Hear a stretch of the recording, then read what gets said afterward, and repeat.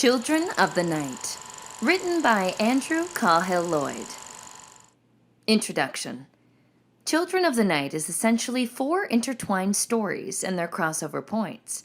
Story Arc 1, Senior Detective Sergeant Phil Dobson and Senior Detective Sergeant Lima Turbo Zhang are detectives with the Newcastle Homicide Squad. They are inseparable childhood friends and an LGBTIQ+ love story for the ages. Phil's mother commits suicide due to her inability to cope with her own childhood sexual abuse. Phil is left feeling helpless and decides one suicide is one too many. He buries his feelings and is prone to emotional outbursts, and Turbo is always there to help him explode in a controlled manner. His true love for Phil is unspoken as he is terrified of losing Phil's friendship. Ironically, Phil's outbursts come partly from burying his love for Turbo. Toxic masculinity rears its ugly head. After a shattering day at work, they find a way to push through and express their love. They experience much upheaval before and after they express their love. Story Arc 2, Levi, 13, and Toby, 8, Holbert, live in Dunedin, New Zealand, with their physically abusive mother. When Toby suggests moving to Australia, she inexplicably agrees, and they arrive in Newcastle to start a new life. 2 days later, their mother is killed in a car accident, and the boys find themselves in the hand of a sexually abusive priest. They disappear into Newcastle's underbelly, caught by a child prostitution racket for Newcastle's elite. Levi endures blow after blow after blow trying to protect his little brother. Iceman, see Story Arc 3, blocks them at every turn, even killing to keep the upper hand. The crescendo builds in this exhausting fight and ultimately costs Levi his own life. Toby finds himself alone in a foreign country and a part of a world he struggles to understand. The only thing left to hang on to and trust is David. See Story Arc 4. Story Arc 3. Ian Iceman Chase is the man that runs the racket, along with his mentor and protector, Judge William Jude. He suffered violence and sexual abuse at the hands of his father for 10 years, and it has destroyed his humanity. He doesn't care, and the world is frightened of him. When his home life becomes intolerable, his solution is to destroy the family home with his parents in it. He is ultimately responsible for more than 10 deaths. Story Arc 4. Davina David Jacoby is a gender-fluid social worker. They are also a sexual abuse survivor, but use their pain to drive them to help others. As a child, they believed the abuse was actually normal behavior, and their favorite teacher used it to his advantage. The realization that came in their teens almost destroyed them. With the support of the man that was to become their husband, they made it through. As Davina's own life burns around them, they find themselves the foster parent of a very frightened 8-year-old boy.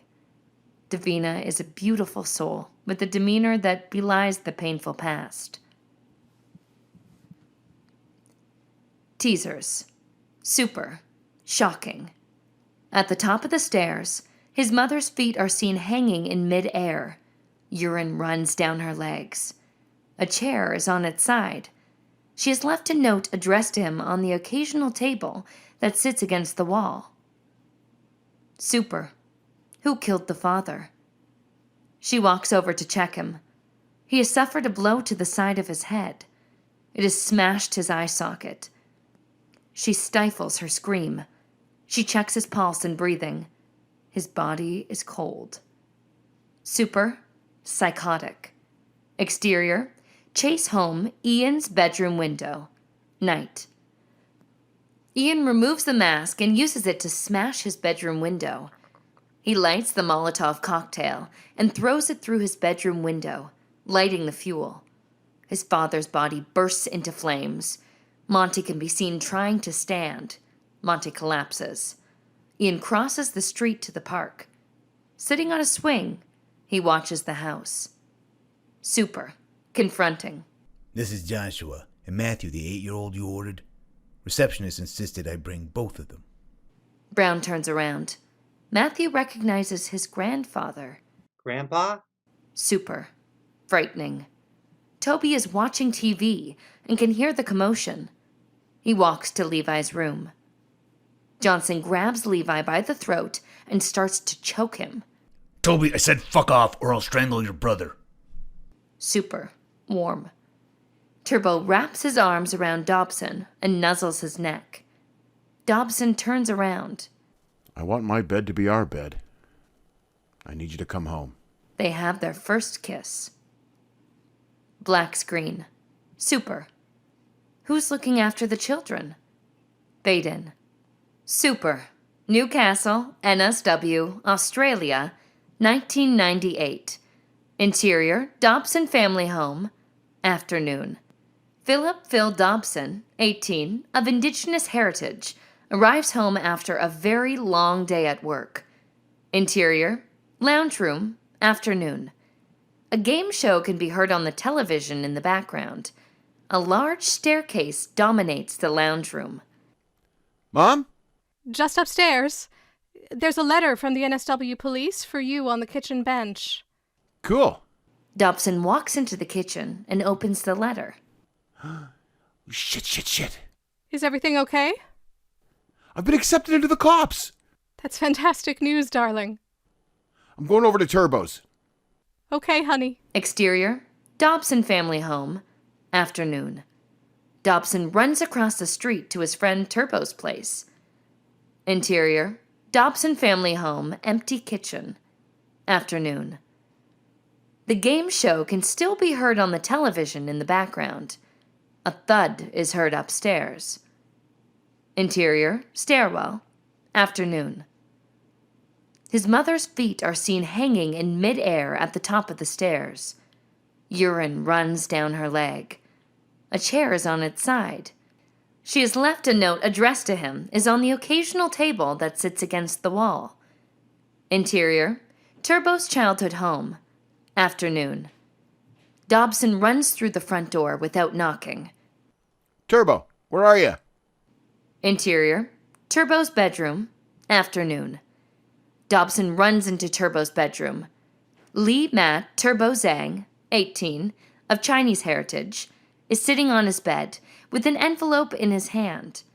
He has a look of fear on his face. Open it. Turbo hands the envelope to Dobson.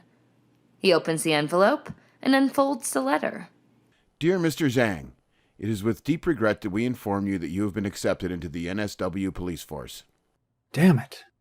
I wanted it so bad. Wait, what did you say? We regret to inform you that you have been accepted. Turbo snatches the letter from Dobson's hand. Bastard. He playfully gives Dobson a smack up the side of the head. I hate you sometimes. We both got in! The boys hug, smacking each other's backs. Dobson's mobile phone rings. End flashback. Back to main story. Super. Early 2017. Interior, St. Magdalena's school office. Morning. Doreen Carter, 40. Very petite. Mousy personality. Enabler. She hangs up her mobile phone. Why isn't he picking up? Grabbing a set of keys, she locks the office and leaves. She walks across the campus to the church residence. Exterior, Father Johnson's residence. Morning. She takes the keys out of her pocket and unlocks the front door. She enters his home. Interior, Father Johnson's residence. Morning. He is lying on the floor. The glass coffee table has been smashed, and a poker from the fire has been discarded beside him. Father, are you all right? She walks over to check him. He has suffered a blow to the side of his head. It has smashed his eye socket. She stifles her scream. She checks his pulse and breathing. His body is cold. Interior, lounge room, morning. She takes her mobile out of her pocket. She speaks to Bishop Bach. He is a very tall, confident man in his 60s. Blunt. Intercut telephone conversation. Hello, Bishop. It's Doreen Carter. The father didn't show up to school this morning. I checked the residence. He is dead on the floor. She breaks down crying. I'm in Maitland. Remove all trace of the boys. Yes, Bishop. Don't call the police until you're finished. Yes, Bishop. Good girl. He hangs up. Interior, kitchen, morning. She walks the central hallway to the kitchen, opens a drawer, and removes several large garbage bags. She leaves her mobile on the counter. Her hands shake. Interior, second bedroom, morning. She walks into the second bedroom, empties a drawer unit of children's clothing, and drops the bags outside of the bedroom door. Interior, third bedroom, morning. She walks into the third bedroom, empties a second drawer unit of children's clothing, and drops them outside of the bedroom door. Interior, hallway, morning. She collects the bags together at the front door. She has a quick walk around to make sure all the drawers are closed and no sign remains of the children. She picks up a teddy bear caught under the lounge near the father's foot. Exterior, Johnson's residence, morning. She's seen at her car, dumping the last bag into a full boot. She walks back inside to the kitchen, picking up her mobile. Interior, Johnson's kitchen, morning. Intercut telephone conversation. I've just called in to check on my friend. He's lying on the floor. His body is cold. She bursts into tears. Take your time. Can I have the address when you're ready? She wipes away her tears and takes a deep breath. I'm at the residence attached to St. Mary Magdalena's church and school. I've located you. Please, stay where you are. Police and ambulance are on their way. She notices his pants are open and his penis is completely exposed. She pulls his trouser over to cover him up.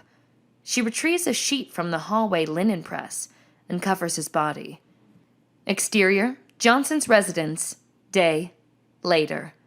A police vehicle sits on the opposite side of the road to an unmarked police vehicle. An ambulance separates them. Detective Senior Sergeant Phil Dobson is now in his mid-30s. A solid man. He takes pride in his appearance. Immaculately dressed, not a hair out of place. Detective Senior Sergeant Lee Turbo Zhang, now in his mid-30s, also takes pride in his appearance. Very fit, muscular, pretty boy. Dobson and Turbo climb out of an unmarked vehicle. They are met by Detective Constable Gavin Walters, 30s. Short of stature, portly. A small crowd has gathered. Morning, Gov. Turbo, we got a strange one here. I've spoken to the rent-a-crowd. Nobody saw or heard anything. Fill me in. Our victim is dead on the lounge room floor. A neighbor reports hearing someone yelling around 9 or 10 p.m. last night. They walk past Doreen Carter, sitting at the outdoor setting. Walters speaks to her. We will be with you shortly. Walters, Dobson, and Turbo walk inside. Interior, Johnson's lounge room. Day. It was called in by Doreen Carter, his personal assistant. They see the remains of a fire. A body lies on the floor, covered by a sheet. He's been hammered in the side of the head with a poker from the fire. Strange lack of blood. I'll talk to Miss Carter. Turbo walks back outside. Exterior, Johnson's residence porch. Day.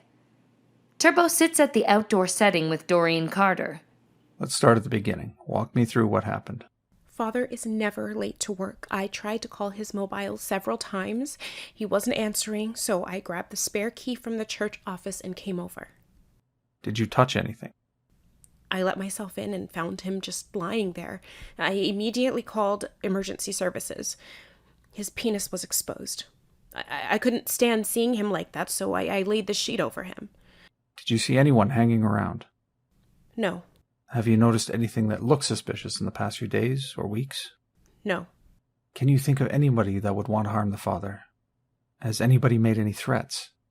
No, everybody loves Father Johnson. Turbo notices an unidentified youth walking by. The youth is dressed in dark clothing with a Manchester United hoodie and sunglasses covering his face. The gathering crowd has grown.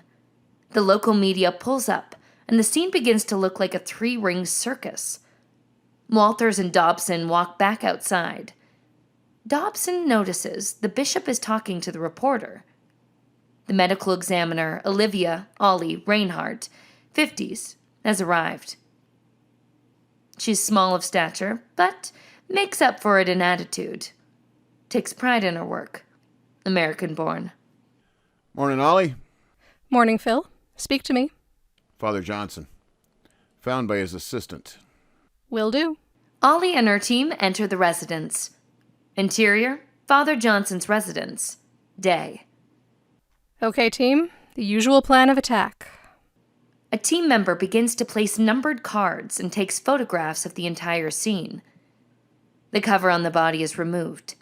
The poker is bagged up. The team start testing surfaces. Ollie addresses the body. She notices his penis is partially exposed. Father Johnson, what can you tell me about your murder? She tests his temperature. Okay, thank you. 12 hours.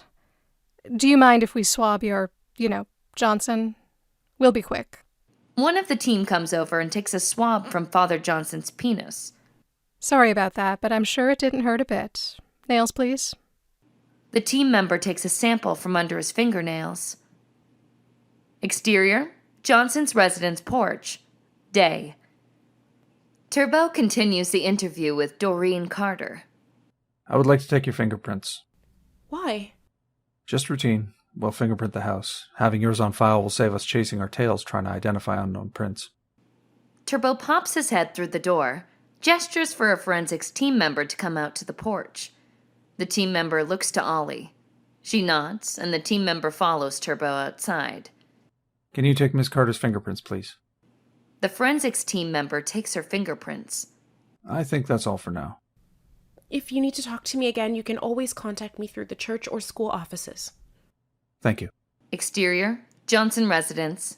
Day. The bishop crosses the police tape and walks straight up to Dobson.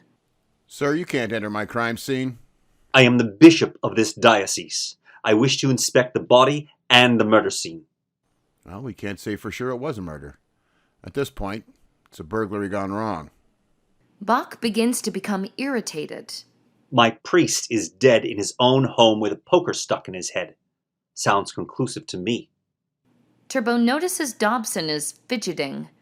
Turbo walks straight over to Dobson. Phil, breathe. Turbo offers the bishop his hand. Bishop. Senior Detective Zhang. Call me Turbo. I would like to see the body. Medical examiner's with him at this time. Trust me, you don't want to go near her while she's doing a crime scene investigation. She'll boot you out on your arse. Turbo notices the unidentified youth in his peripheral vision. He turns his head just as the boy turns the corner and disappears. Father Johnson's body is wheeled out and placed into the back of the ambulance. Senior Detective Zhang, make sure you call me when the autopsy is finished. I'll expect this wrapped up quickly. We'll do our best. Make sure you do. As he walks away, Dobson mutters under his breath. Arsehole. Ollie walks over to Dobson. Okay, boys, we're finished here. Time of death around 10 p.m. last night. I have swabbed his penis. We may find DNA. I'll have the prints passed along. I'll get straight onto the autopsy and be in touch. Thanks, Ollie. Ollie and her team leave.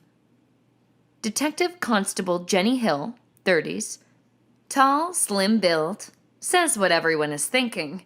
Sassy. A fellow graduate and friend, she has arrived from another regional station to take up her position with the Pettigrew team. Walters and Hill join Dobson and Turbo. All right, let's tap on a few doors and talk to a few more neighbors. Turbo, I guess we better talk to the journo. It's moments like this I'm happy to yield to your seniority. Chicken. Dobson and Turbo walk over to speak with the journalist. Is it true the victim is the parish priest? I am unable to comment on any details at this time. The victim will need to be formally identified and relatives notified.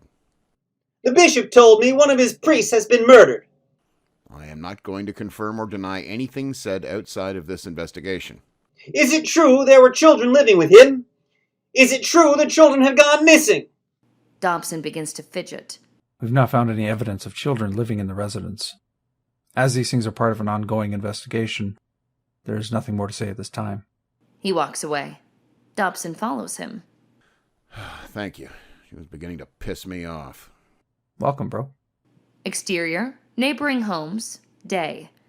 Walters and Hill knock on a few doors. The first door Walters knocks on is answered by a young man. Gavin Walters, Newcastle Homicide Squad. What can you tell me about Father Johnson? All I can tell you is I got up for a piss and heard someone yelling. No idea what was said. I saw a car, a dark-colored S-Class, drive away. What time was that? Just before 10. How sure are you of that? The young man gets his mobile phone out of his pocket. I got a text from the missus whilst I was pissing. Here it is. 21:59. Anything else? Yes. They didn't switch their lights on. So, dark-colored Benz, no lights, drove away quietly? It was all strangely subdued. And that's all I can tell you. Sorry. Walters hands him his business card. Thank you, sir. If anything comes to mind later, please call me. Have a good day. Exterior, neighboring homes, day. Hill approaches a house and notices the curtains moving. She knocks on the door. It opens as he steps up onto the porch. Who are you? Jenny Hill with the Newcastle Homicide Squad. I have nothing to say to you. I saw nothing. I heard nothing. She closes the door in her face. Hill drops her business card into the letterbox. This isn't netting much. They don't want to talk. Let's check in with the boss and head back. Exterior, Johnson residence, day. The unidentified youth is seen again. There, kid in the Man U hoodie. Grab him. You! Stop! The youth runs back the other way. Turbo and Dobson give chase. By the time they reach the corner, the youth has disappeared. Damn it! Who was he? He wandered by earlier. Walters and Hill return. Did you see the kid in the hoodie? I saw one earlier. Man U hoodie? He was just about to wander by again. If you see him again, grab him. Will do. Interior, Dobson residence, evening 6 p.m. Turbo has arrived at Dobson's home for pizza night. Turbo walks down the hallway carrying the night's alcohol supplies. Dobson's home is as immaculate as he is. A large L-shaped dining/lounge room is dominated by a huge leather module lounge suite. A beautiful hand-carved mahogany dining table dominates the dining room. Pizza's on the way. I got a slab and a bottle of black. I think the jar's getting low, so I stopped for black jelly beans. Turbo drops the scotch and jelly beans onto the table. He puts the beer carton on the coffee table. Interior, lounge room, evening.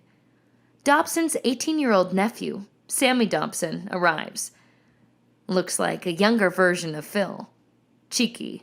Gay teen that is totally comfortable with who he is. Loves Phil and Turbo to a fault.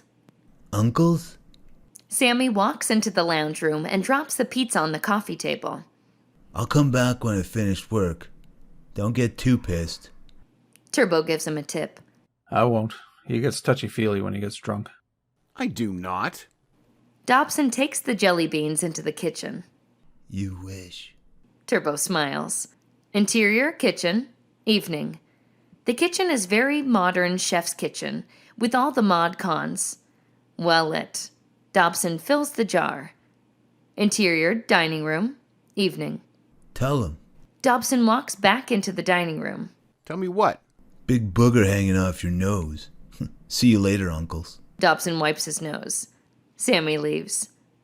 Interior, lounge room, evening. Turbo yawns. They climb onto the floor and eat off the coffee table. Turbo opens the carton, and they enjoy a beer with the pizza. How's Zumu? She's good. You need to drop in. She's nagging me senseless. Tell Phil I want to visit. Slack of me, I know. As far as she's concerned, you're her grandson too. I know. I barely see my family. Mom and Dad's 40th anniversary is coming up. Can I promise him you'll be there? Already accepted. Thank you. Interior, lounge room, night, 9 p.m. Sammy returns and walks into the lounge room. There's almost half a carton of empty stubby bottles on the coffee table. Turbo hands Sammy a beer. Drink up. I'm really weary. I think I might indulge in an early night. Stay here. You've had too much to drive. I'll crash on the spare bed. I bags the spare bed. I'll sleep in the lounge. Sleep with Uncle Phil. Well, as long as you keep your hands to yourself. Can't promise anything. Turbo laughs. Funny fucker, aren't you? Turbo finishes his beer. Night, boys. I'm going to bed. I'll just finish my beer. Interior, Dobson's bedroom, night. Turbo kicks his shoes off and climbs onto Dobson's bed. Interior, lounge room, night. I'm tired of this. Tired of what? You two pretending you're just friends when you both want so much more. Hey, you're way out of line there, kiddo. You back off or go home. Fuck you. I'm going to bed too. Sammy heads to bed. He has a big smirk on his face. I'll fuck you back. Night, Philip.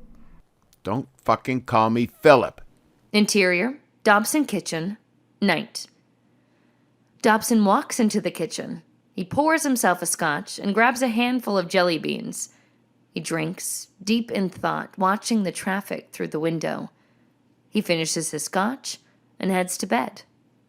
Interior, bedroom, night. Turbo is lying on his side. Dobson curls up behind him. After a few minutes of fighting the urge, moving tentatively, he spoons Turbo. His heart pounds. Interior, spare room, night. Sammy gets up, needing a pee. He heads to the bathroom in nothing but boxer shorts. Interior, bedroom, night. Turbo leans back into Dobson. Dobson coughs. He rolls away and gets up quickly. He runs to the bathroom. Interior, bathroom, night. Sammy is urinating. Dobson can't stop himself and throws up all over Sammy's back. Fucking hell. That's a mood killer. Sammy steps straight into the shower. Can you get me a towel? Dobson hangs a clean towel over the rack and cleans up his mess. Interior, bedroom, night. Dobson climbs back into bed with Turbo. He watches him sleep for a few minutes, unable to reach out for the second time. Dobson rolls over with his back to Turbo, feeling extremely frustrated, with tears in his eyes. He withdraws into himself. Super, Dunedin, New Zealand, early 2016. Exterior, Holbert family home, rear deck. Sunset. Donna Holbert, 32, and her twin sister Dawn are sitting on the rear porch of her modest home. As they enjoy the fading sunset, Donna starts to cry. Dawn reaches out with her hand, but Donna pulls away. It's been 2 years and it just doesn't get any easier. I keep seeing his contorted face as the pain of the heart attack hit him. It's not all bad. You've got your boys. The front door is heard to slam. Interior, front hall, sunset. Donna's 2 boys arrive home. Levi Holbert, 13, tall for his age, skinny, very protective of his brother. Toby, Monkey Holbert, 8, small for his age, skinny, lets the world go over his head. They remove their coats and hang them onto the coat rack. Mama, we are home. Exterior, porch, sunset. Levi and Toby walk onto the dimly lit porch. What's for dinner, Mama? Leftovers. Hi, boys. She blows them a kiss. Levi pretends to catch it. Toby climbs onto his mother's lap and cuddles in. Donna squeezes him. We saw a video at school today about a place called Australia. It looks really nice. Can we move there? You know what, my monkey? That might just be the best idea ever. Toby sits up. Really? Mama just might like a new start. I'll heat dinner. Monkey, start your homework. I'd better get home too. Bye, boys. Dawn kisses Donna's cheek and leaves the house as Toby heads to his bedroom. Levi walks to the kitchen as the phone rings. Levi picks the phone up off the dining table and answers it. Interior, Eden kitchen, evening.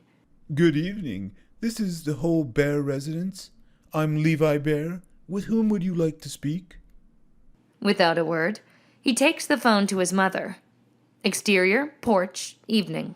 It is Her Royal Highness Princess Auntie George the First. He passes the phone to his mother. Interior, Eden kitchen, evening. Levi returns to the kitchen and retrieves leftover bolognese from the fridge. He reheats it in the microwave. Levi can hear his mother talking on the phone, and strangely enough, the conversation turns to Australia.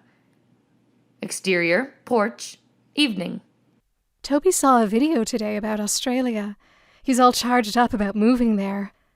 What do you think of the idea of me taking the boys to Australia for a fresh start? Interior, Eden kitchen, evening. Levi sneaks over to the door to hear the conversation more clearly. Exterior, porch, evening.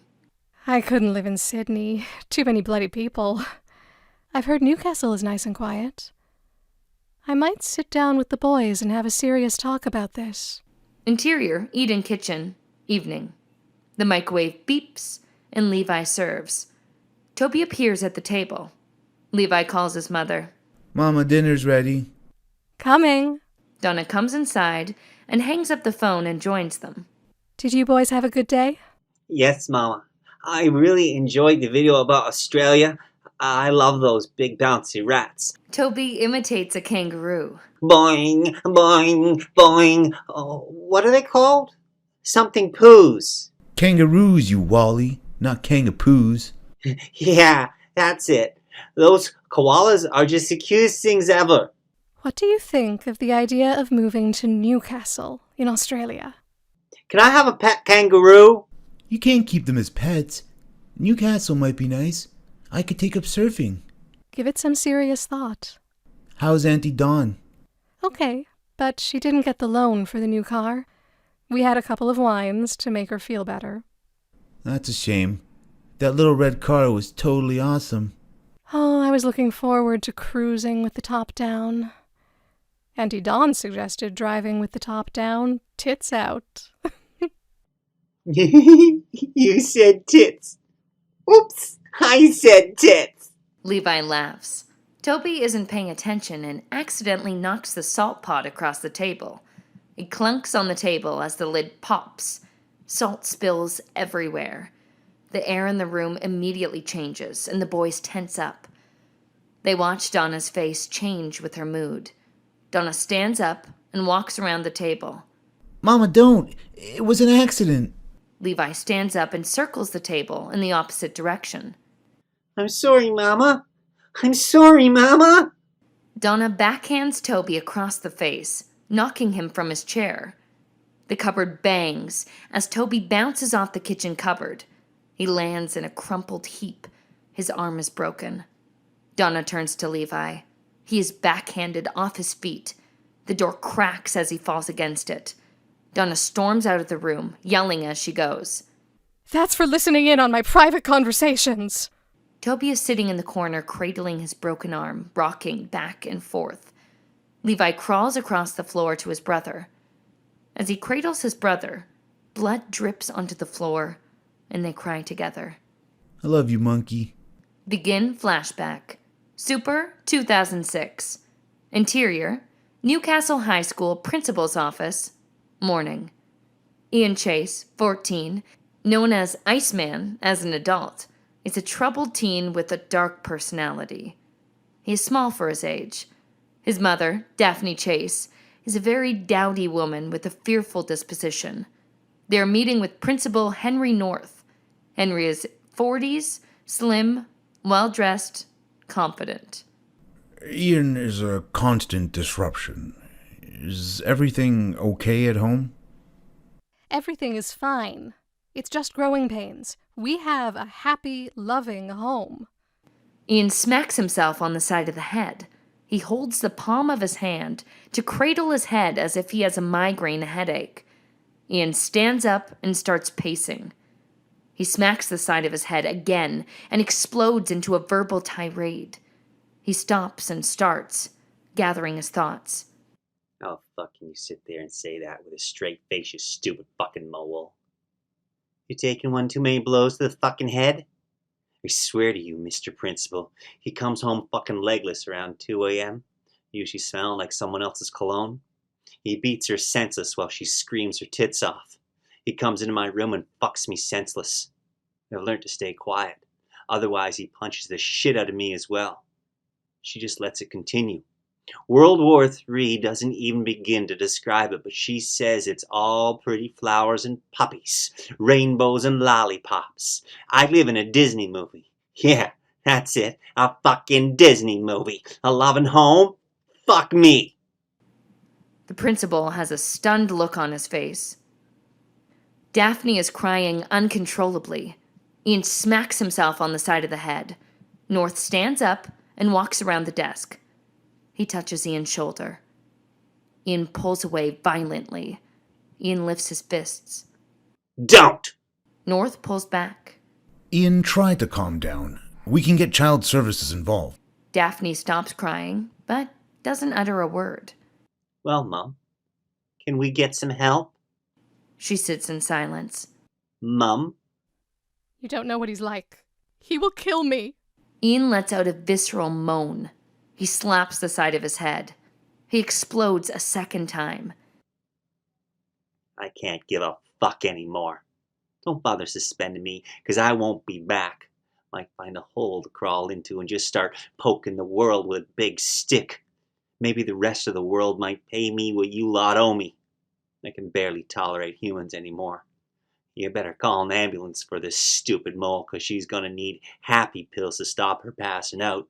And she's in no state to drive. With the prescription meds she's on, she never is. He holds his palm to his head. Fuck! Thanks for nothing, Mummy. As of now, your son is dead. Tell Micro Dick he's gonna have to fuck himself. And in the words of a great philosopher, me, you can all get fucked. Ian storms out of the room. Daphne hangs her head and cries again. North watches him go. Interior, Chase home. Later that night, 1 a.m.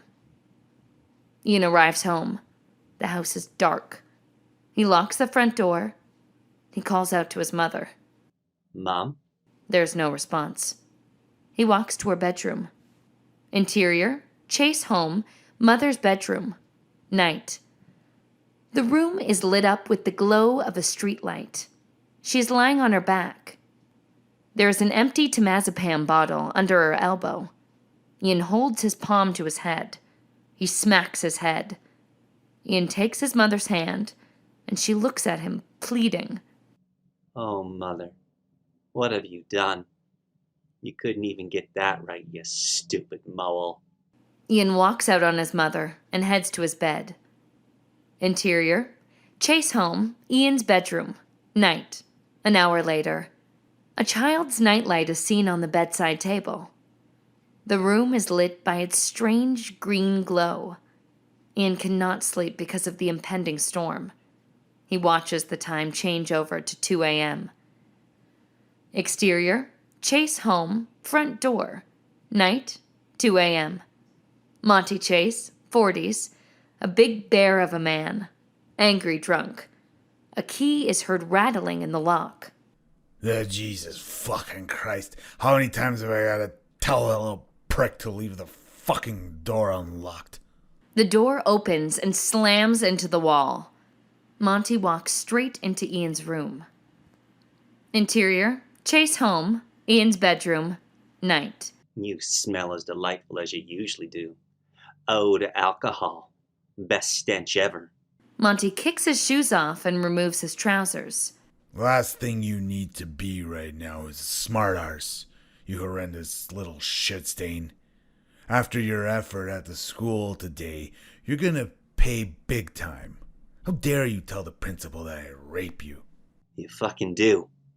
He doesn't need to know that. I don't care how, but one way or another this shit stops tonight. Stand up. Take your undies off. No. Monty leans forward and removes them. Daddy wants a good look at what you got. That's growing nicely.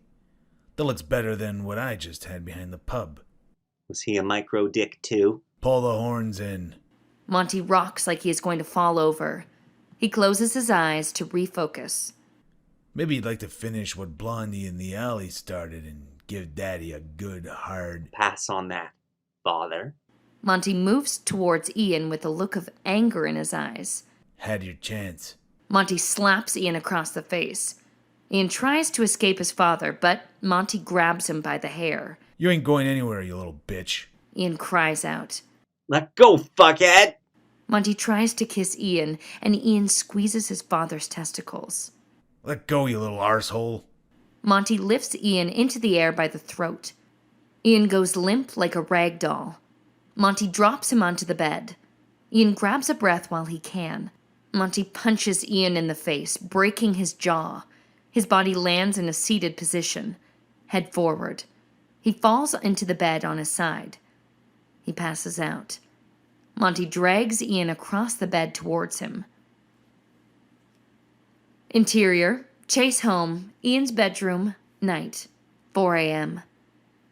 Ian wakes up in his bed on a blood-soaked mattress. He tries to move and cries out in pain, lifting his bottom off the bed. He lays there for a few minutes, gathering his head. Monty is passed out on the floor. He steps over him. He grabs his school bag and fills it with clothes. Monty grabs his leg as he steps back over him. Where are you going? He passes out and snores heavily. Interior, Chase home shower, night. Ian showers. He can see his blood washing down the drain. He winces as he washes his bottom. Interior, Chase home, mother's bedroom, night. He tries to wake his mother up, but she is unresponsive. She is breathing. He searches her bedside table for a female sanitary pad and places it in his shorts. He stands over her. She moans. He pauses to look at her. She's conscious. He can see the fear in her eyes. Enjoy the smoke, Mummy. Interior, Chase home garden shed, night. He goes to the shed and grabs the mower fuel and chemical mask and returns to the house. He puts the mask on. Interior, Chase home, Ian's bedroom, night. He pours petrol through the house. He enters his bedroom and pours petrol directly over Monty's body. Daddy? Daddy? Monty stirs. Daddy? Daddy? What's that smell? Ian removes the mask briefly. Daddy, I thought we might try something new and kinky. What did you have in mind? He replaces the mask. Ian urinates over his father's chest and belly. Monty passes out. Interior, Chase home kitchen, night. Ian grabs a glass bottle from the kitchen and a rag. He makes a Molotov cocktail. He turns on the gas to the stovetop. Interior, Chase home, mother's bedroom, night. Leaving the fuel can open in the middle of his mother's room, he leaves the house. Exterior, Chase home, Ian's bedroom window, night. He removes the mask and uses it to smash his bedroom window. He lights the Molotov cocktail and throws it through his bedroom window, lighting the fuel. His father's body bursts into flames. Monty can be seen trying to stand. Monty collapses. Ian crosses the street to the park. Sitting on a swing, he watches the house. Exterior, park opposite Chase home, night. The house explodes. Debris is thrown onto nearby houses. Dear Mummy and Daddy, I love you so much. I hope you rot in hell, you pair of arseholes. He can hear the sirens closing in. Ian smacks himself on the side of the head. He talks to himself as if he's two people. Good job, babe. I think it's time to go. Agreed. Let's go. He cradles the side of his head. End flashback. Back to main story. Exterior, unknown location, late night. Two men, Colin Driver, 30s, Blonde, average height and build, dark suit. Mario Caruso, 30s, solid Italian build. They both look FBI, complete with earpieces. They are seen digging a hole to bury a body. A black Mercedes S-Class is parked nearby. They use its headlights for lighting. It is lightly raining. As they work, the heavens open and they find themselves in a torrential downpour. They run to the car. Interior, stationary vehicle, late night. This weather is unbelievable. It's almost as bad as the weekend the Pasha Bulka ran aground on Nobby's Beach. I wasn't in Newcastle when that happened. I was actually recruited from Perth to work this gig. Naughty boy. You know we're not supposed to talk on a personal level. Sorry, I'm still getting used to the complicated, bizarre world I find myself in. It's so impersonal. Has to be that way. It's the only way to cope with burying bodies in the middle of nowhere when it's pissing down. If it makes you feel any better, my name is Colin. Mario. We never speak like this again. The rain has stopped. Unknown to the men, a flash flood is surging their way. The car is suddenly shaken about by the water surge. What the? The car floats momentarily, rotates 180 degrees, and settles. The driver tentatively opens his door. The water is gone. They get out of the car to find the body has gone. Exterior, unknown location, late night. The water flow carries the body over an embankment. They hear splash. We're dead. Maybe the wet weather caused something to collapse. The body was well and truly buried when we left here. I like the way you think. Interior, Newcastle Police Station, Dobson's office. Day. Dobson and Turbo sit in Dobson's office. Dobson's phone rings. Crap. Okay, on our way. The water rats have found a body. She's already in the morgue. Interior, Newcastle morgue. Day. Later. Dobson is talking with Ollie. A young, dark-skinned girl lies on the table. She was strangled to death. No water in the lungs. She was dead when she hit the water. Best guess, 14 or 15. Who does that to a young girl?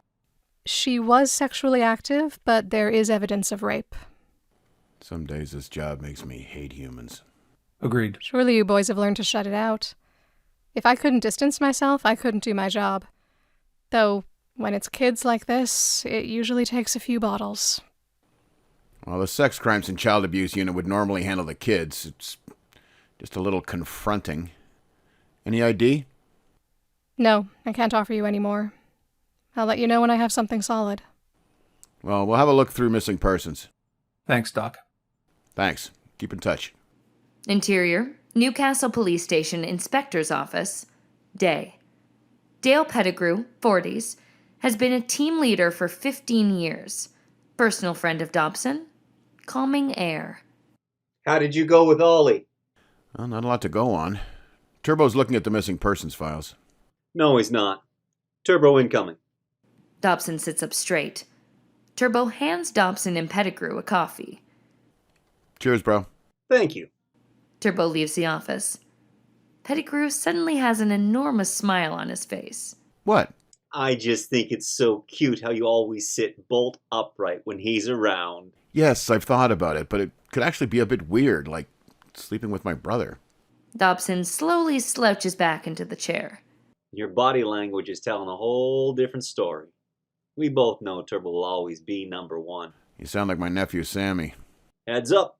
Turbo heading this way. Dobson immediately sits up straight. Pettigrew laughs.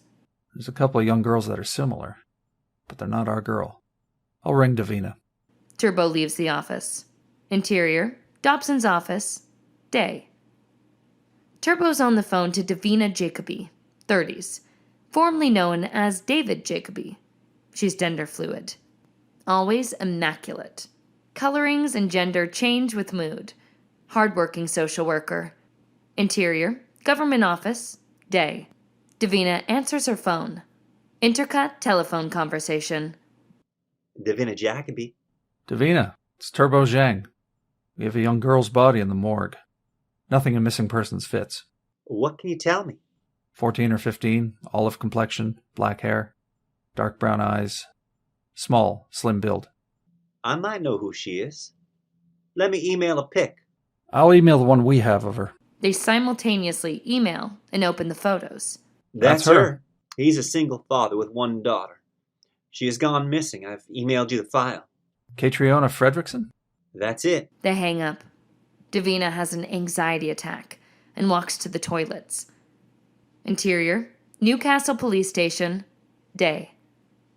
Turbo walks to Dobson's office. Interior, Dobson's office, day. We've identified the girl, Catriona Fredrickson, age 15. Father wants her found, but without alerting the cops. Now let's knock on the door and see what that reveals. Dobson's phone rings. Dobson answers his phone. Pettigrew walks into the office. Dobson. Hey, Ollie, what you got? Bullshit. I was just about to ring you. And we've identified the girl.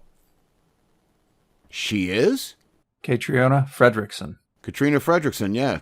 Thanks. He hangs up. You will not believe this. Katrina was around 12 weeks pregnant. As Superintendent May would say, this job never ceases to find new ways to fuck with your head. Begin flashback. Exterior, Newcastle High School covered walkway, day. Super, 2002. Keith Walters, 12, Caucasian, fit, athletic, is walking down a covered walkway. His peripheral vision catches something that forces him to turn his head. He stops dead. He can see a teacher standing in the doorway to a utilities room. The door is ajar, and he can just make out what is going on. The teacher suddenly steps back and closes his zipper. Keith continues down the walkway as the teacher comes out of the room. The teacher ignores him. Keith watches the teacher walk away. David Jacoby, 12, Caucasian, slight build, follows the teacher out. He has his head down and runs straight into Keith. They instantly connect. Keith offers his hand. I'm Keith. David? David wipes his now sweaty palms on his pants. They shake hands. Are you okay? Yes, I'm okay. They stare silently at each other. David can't move. Keith breaks the stare.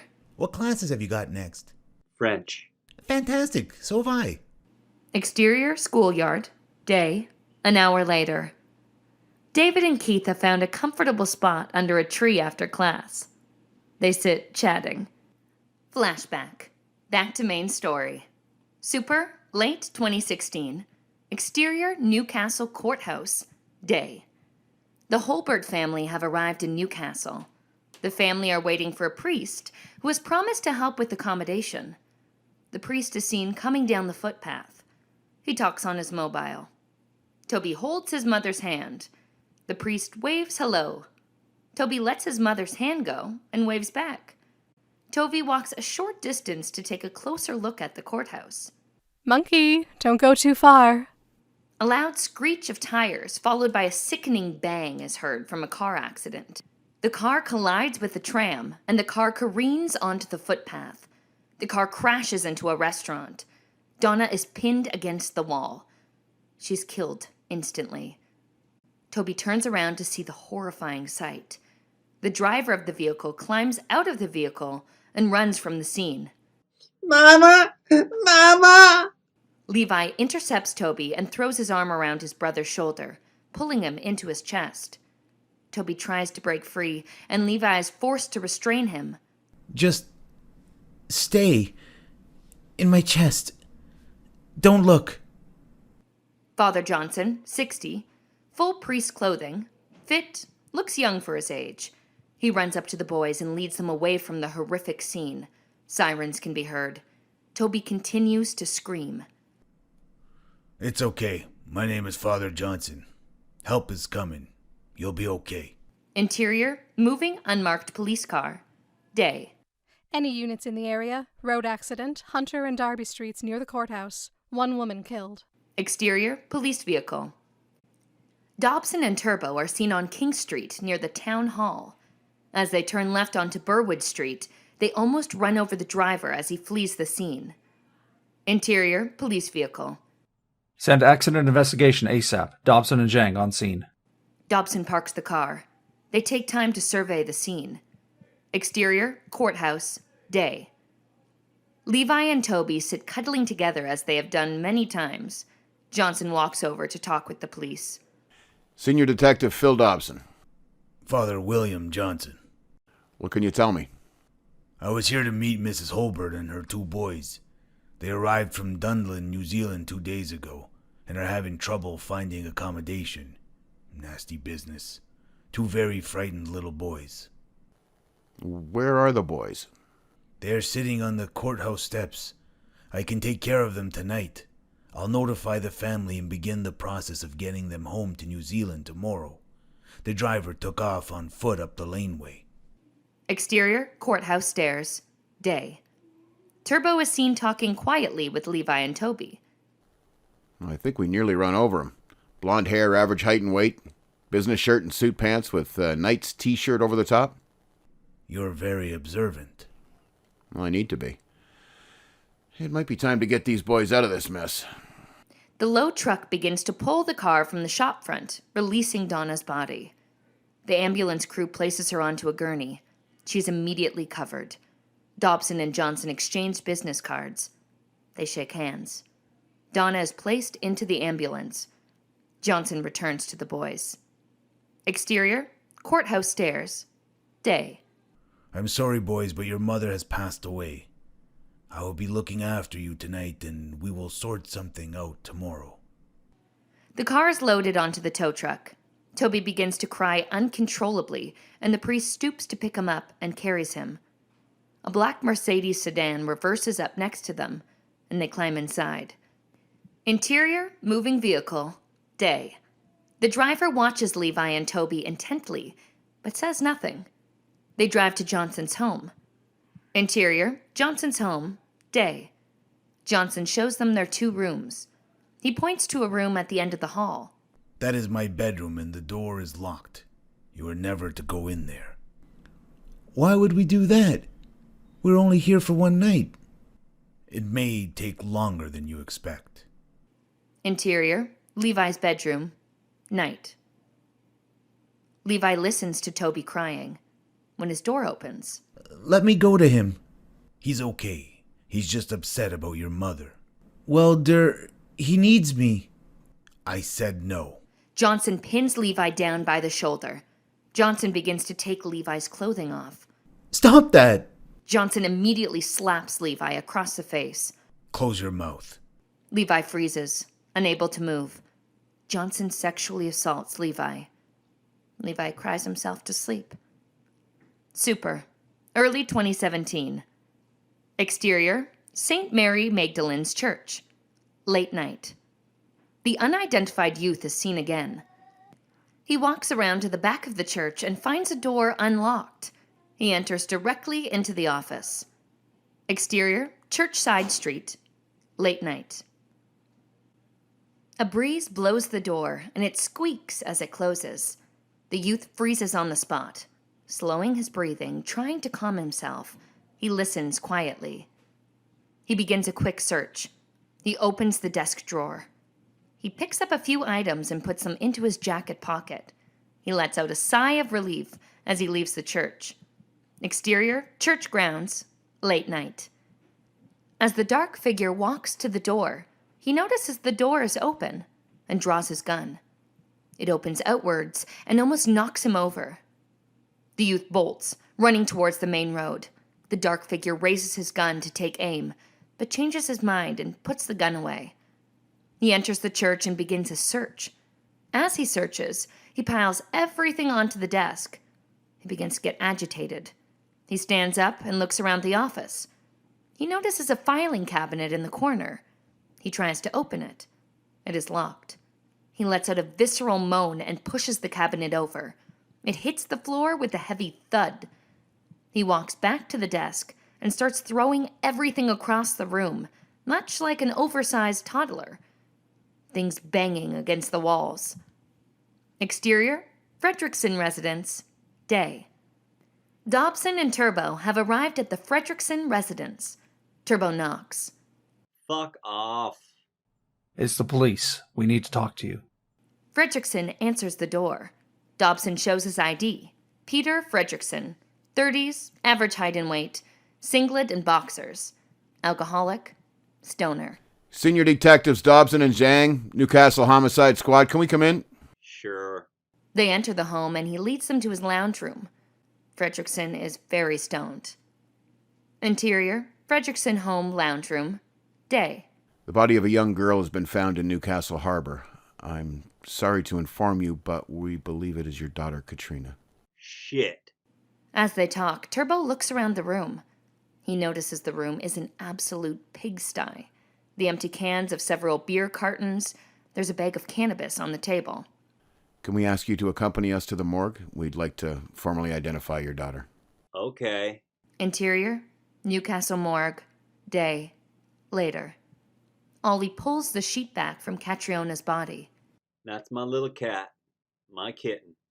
He shows no emotion. Can you come up to the station with us for a formal interview? I'm going to need a couple of days to absorb the sight of my kitten in this horrible environment. I know it's hard. Please, boys, not today. Spend the time looking for my baby's killer. I'll call into the station first thing tomorrow. Sir? Do you have children? No. Then you wouldn't understand. Fredrickson pushes past them. Make sure you turn up at the station. Interior, police station, squad room. Day. Later. Who wants to work the board for me? I'll do it. Teacher's pet. Turbo lifts his hands and imitates a dog panting, tongue out. Turbo and Jenny laugh. Dobson shakes his head. Before I go any further, let's officially welcome our friend and colleague back to the team, Jenny Hill. They applaud. I have to say this bad Beatles cover band has done all right without you, but it's so nice to have you back with us. Thanks, guys. I couldn't believe the orders when I saw them. It's great to have the band back together. Now let's get started. We have 2 cases. First up, the autopsy report has arrived on Father William Johnson. As he scans the report, a uniformed cop brings Turbo a note. Turbo looks at the note. This can't be right. That's what she said. It's not the real one, is it? No.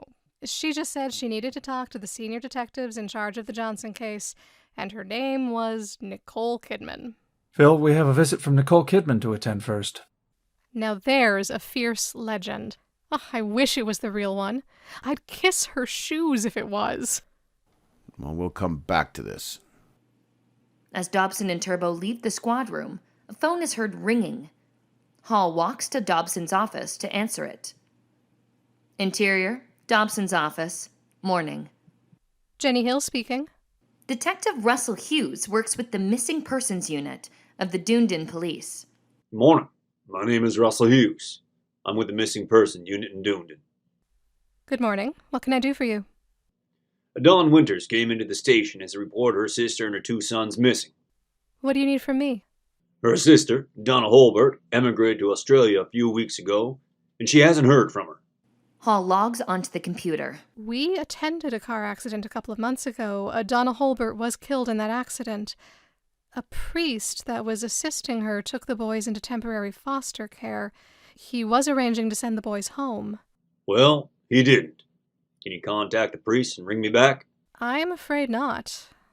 The priest has been murdered, and the boys are missing. Hell, I'll notify Dawn of the death. Find me those boys, ASAP.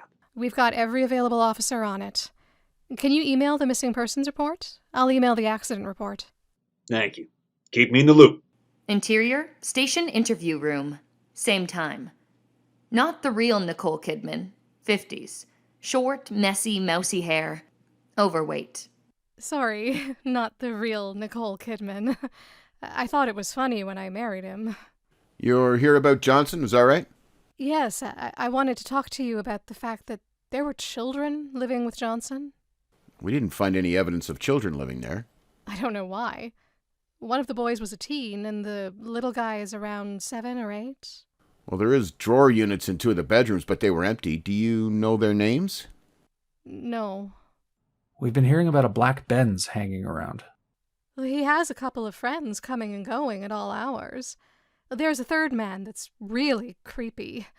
He just watches the house like some creepy gargoyle. Well, they may have gone home. We'll find them. Can I ask exactly how you know Johnson? Oh, I'm a former parishioner. I was shocked to hear of the abuse that had been going on, and when I realized it was happening here, I walked away. How do you know it was happening here? I think it might be in your best interests to talk to the school's former janitor, Stephen Fisher. Why do you say that? There was a scandal involving his 9-year-old son, covered up by the school. It went as far as the bishop, where it disappeared. Noted. Dobson puts his notepad down. Nicole grabs it and writes her mobile number down. That's my mobile number. Hubby is away a lot. You should drop in sometime for a coffee. I don't think my hubby would be too happy about that. Shame. Turbo immediately feels jealous and interrupts. Thanks, Nicole. If I need anything more, I'll let you know. If you remember anything else you feel might be relevant, just call me. Turbo hands her his business card. Thank you. Find those boys before the creepy gargoyle gets them. Turbo shows Nicole out and follows Dobson back to the squad room. Interior, squad room, day. How'd you go? Dobson just got hit on by Nicole Kidman. Turbo laughs. He told her he has a husband. Phil, is there anything you want to share with the group? Yeah, shut it. All right, back to Johnson. As Dobson talks and reads, Turbo pins pictures and adds details. Well, cause of death was definitely the blow to the head. Ollie has written there was a small amount of healing. He took some time to die, his own dried semen on the penis swab. Whoa, shit, he had cocaine in his system. It sounds like Father Johnson and Little Johnson were partying hard. I've been looking for Johnson's family to notify them of his death. Strange thing is, I can't find any siblings at all. Both parents died long ago.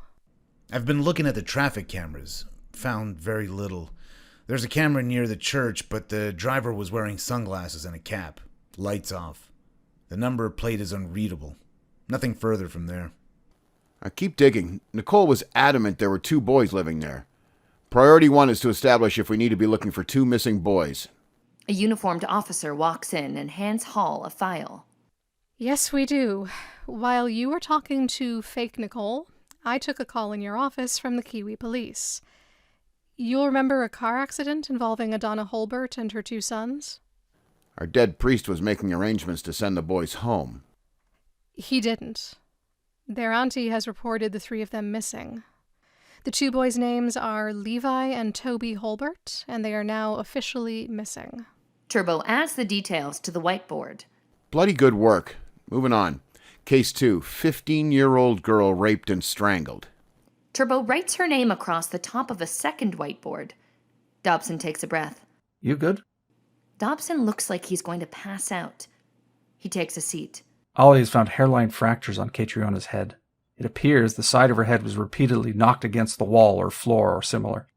So far, we've only raised more questions. Let's find the monster that did this ASAP.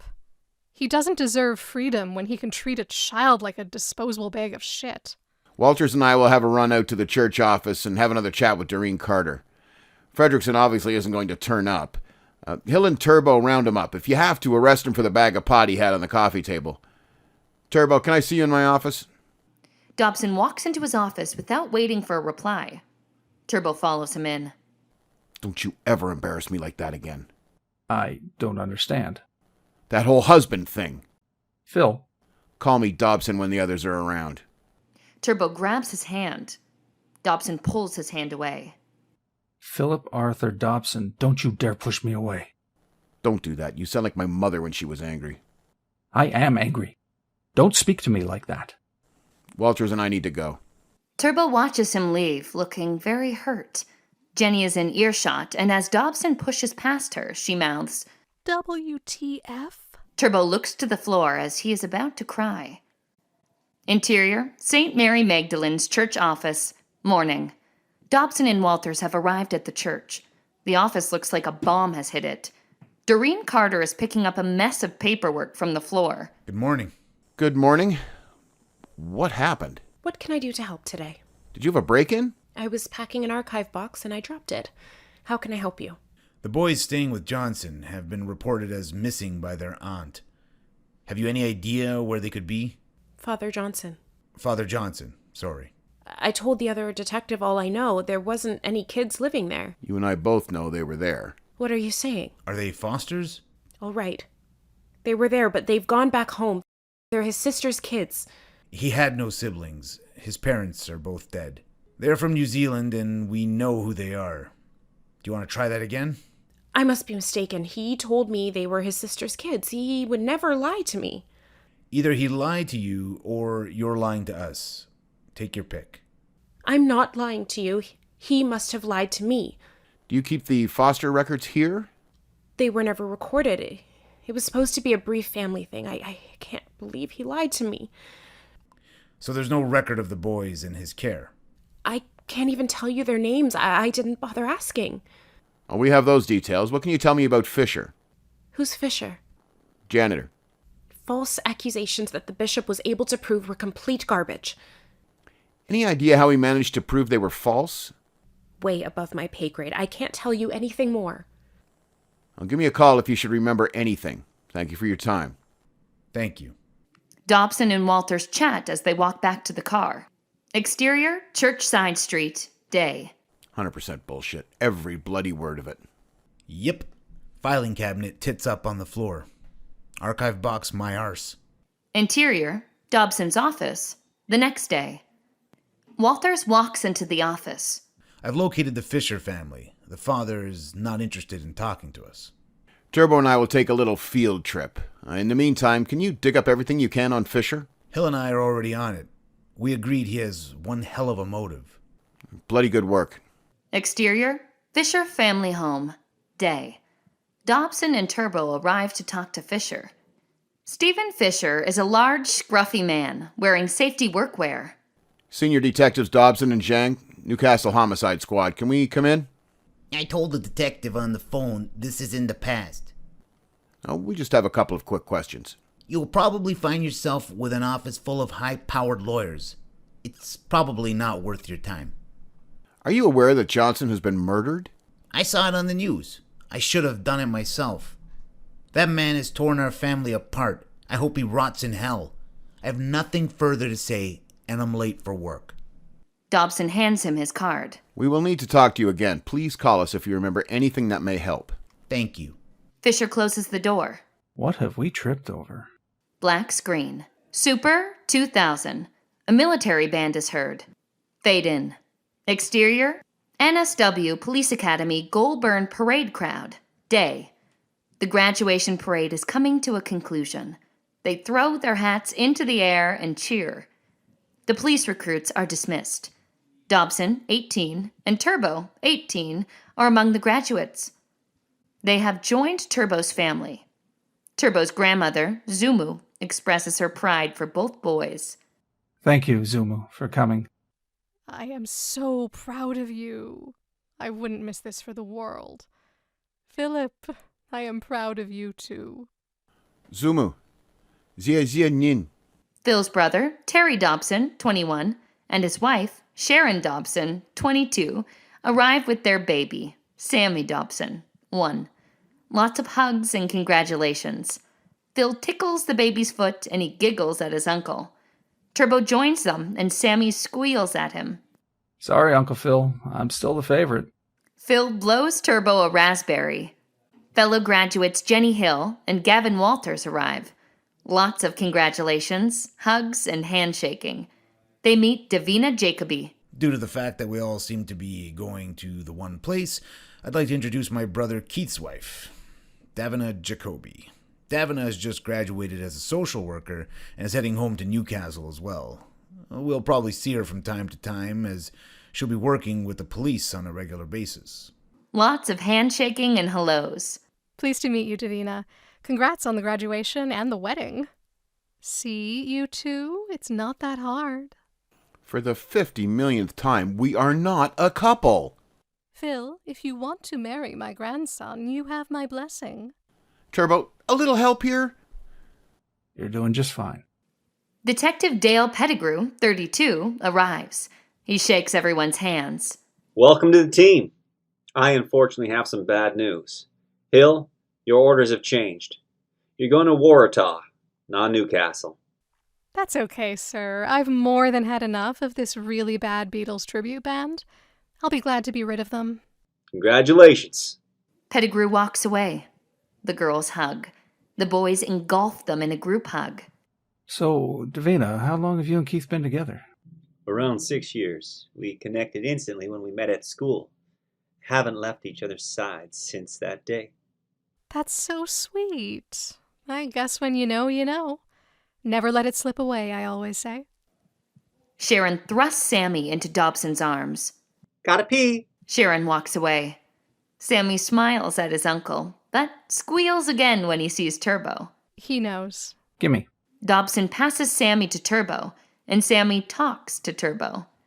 End flashback. Back to main story. Super, 2017. Exterior, Fredrickson home. Day. Turbo and Hill arrive to interview Fredrickson. Hill knocks on the door. Fuck off. There's nobody home. It's the police. Open the door, sir. No. Leave me to grieve my baby girl. Come back next week. Turbo indicates that he's going around the back. Mr. Fredrickson, open the door. No. I'm not wearing any pants. Nothing I haven't seen before. Hill realizes the voice is getting further away. She heads around to back of the house. Exterior, Fredrickson home, rear yard. Day. Hill indicates to Turbo he's coming his way. The back door suddenly bursts open, and Fredrickson tries to run. He's carrying a small baseball bat and takes a swing at Turbo. There's a small thud as he connects. He trips over his own feet and hits the ground. Hill stands over him and draws her gun. On your feet, let's go for a ride. You have to arrest me. You'll need plenty of evidence. I'm not going anywhere. Peter Fredrickson, I am arresting you on charges of assault on Officer Detective Zhang. You are not obliged to say or do anything unless you wish to do so, but whatever you say or do may be used in evidence. Do you understand? Yeah, I know. Blah, blah, blah. You are the weakest link. Goodbye. Hill realizes Turbo is bleeding. You okay? Gonna have a shiner and a big fucking headache. Pity he tripped over his own feet. I would have enjoyed being able to flog him for that. Do you want me to accidentally let him go? No. This loser can enjoy all the big bubbas in prison for killing his daughter. I'm telling you here and now, I did not kill my daughter. Then why did you try to run? Fredrickson throws up. You might need to sleep things off before you open your mouth. Whatever, pig. Interior, police station squad room. Day. Turbo and Hill return to the station. Dobson sits at a computer terminal. Pettigrew is leaning over his shoulder. Turbo looks on jealously, feeling that they're a little close. He draws a deep breath. We've arrested Fredrickson. Dobson looks up. Turbo has dried blood on his face and a black eye forming. Fucking hell, what happened? I headbutt a baseball bat. Hill appears with the first aid kit. Sit down. Don't fuss. Sit down. Let Jenny have a look at it. Lucky your head's made of solid rock. Funny. Hill cleans Turbo's head and has a look at his eye. Doesn't look like there's any damage to the eye. How did we go with the father, apart from the black eye? Turbo rubs his temples. He's so far out of his tree, I doubt he knows where his tree is. He's in cells, having the mother of all nananaps. Turbo rubs his temples. Well, let him sleep it off. We'll interview him tomorrow. Dobson stands up. Turbo, you're with me. Hospital. I want that head looked at. Don't fuss. That's an order, detective. The next day. Interior, police interview room. Morning. Dobson and Turbo interview Fredrickson. Can I get some water? It's already on its way, along with some Panadol. You didn't touch your breakfast. Do you feel hungry now? I will only vomit on your shoes. There's a knock on the door, and Hill drops off the water. Turbo records the interview. Fredrickson swallows the Panadol and chugs the water bottle like his life depends on it. Just a reminder, you are not obliged to say or do anything unless you wish to do so. But whatever you say or do may be used in evidence. Do you understand? This interview will be recorded, and you may have someone present if you want to exercise the right. Understood. I don't require a witness. Do you know why you're here, or is that lost in the fog? Fucked if I know. But if it's got anything to do with that eye, I'm sorry. I do stupid shit when I'm off me chops. Do you remember why you had the encounter with Detective Zhang? I repeat, fucked if I know. He was there to talk to you about the death of your daughter? I don't have a daughter. Turbo stands up and bangs his fist on the table. Your pregnant daughter? Ring any bells? I don't have a daughter. Bang your fist like that again, and I'll give you matching black eyes. Who was Katrina Fredrickson, and why did you ID her as your daughter? Did I? I think you'll find that Wally woman got it wrong. It's Ollie, and we were there. Use my own little eyes to see you. Before you blacken this one, of course. I have an old school friend. I ring him, and he brings her to me. Lately, he's been ignoring my calls. When he finally answered, he told me she was dead. I went to the morgue because I needed to see for myself. So she was a prostitute? Yes. An underage prostitute? They even have boys. Yeah, which is nice sometimes. There are a couple of points I have a problem with. I've told you everything. Maybe you left out, I don't know, the fact that she's your daughter? She isn't my daughter. Turbo leans into Fredrickson. A DNA sample will clarify that. Fredrickson pushes Turbo's head away. Get out of my fucking face. Do you have a death wish? Hang on. I was fucking some old slag about 15 years ago, and she disappeared, just like this one did. Not buying any of it. You need to stay off the hooch. Turbo and I collected you and took you to ID your daughter. You refused to talk and left us standing at the morgue. The black eye was a separate incident. There was a 24-hour gap between the two. 24 hours? What? Fredrickson changes the subject. The thing you're forgetting is I didn't kill her. If you take me back to my cell, I'll let you call a shrink in, and he can tell you I'm sane and innocent. I'll also send someone in to take that DNA sample, and I'm going to need your friend's name. What friend? The one with the child prostitution home delivery service. Are you trying to get me killed? Turbo leans into Fredrickson. You're safe. You won't be leaving the station anytime soon. Fredrickson pushes Turbo's face away. Fucking hell, pig. Leaning like that again and I'm sticking my tongue down your throat. His name is Jonathan Andrews. See? That didn't hurt a bit. Can you get room service to drop me a bong and a bag of weed? I'll send you a toothbrush. Dobson knocks on the glass and Hill takes him back to his cell. Exterior, unknown Merriweather Mansion. Evening. Judge Xavier Jude, 60s, tall, well-dressed. He is seen drinking a scotch, enjoying the view across the Pacific Ocean. His mobile rings. He puts it on speaker. Firefox. Judy, we have a problem. What? Fredrickson is in police custody. That stoner is bound to open his fucking mouth. I'll fix it. Don't disappoint me. Super, late 2016. Exterior, unknown mansion, Merriweather. Night. A black Mercedes SUV pulls up to the gate. It opens automatically. It pulls up near the main door.